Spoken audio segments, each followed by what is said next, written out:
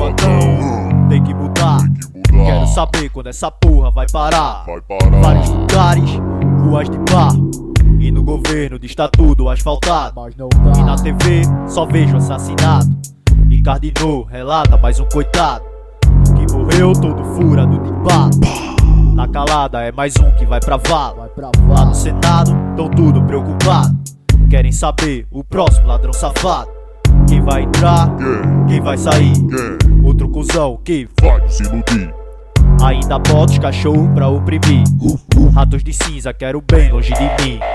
Pouco fartado, um bando de otário, pelo sistema que ficou alienado. Me passo o mic, cheguei de novo, comunicando a luta pelo meu povo. E no meu bairro tá em época de assalto. Fica ligeiro, boy, anda ligado. Eu convoquei meus aliados, então segura que o clima Ficou pesado. da Zona Sul, desde menino. Sou Pernambuco com orgulho nordestino. Aqui em Candeias me localizo, representando Zona 25. De volta entre os becos, por dentro da favela. Meu rap é informação e não é sequela. Com mic engatilhado, clic, clic.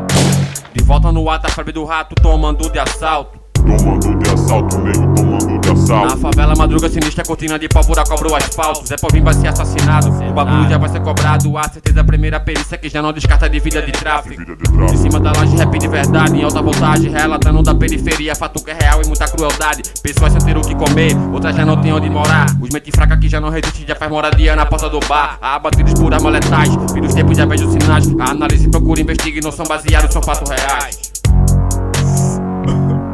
A análise procura, investiga e não são baseados, são fatos reais.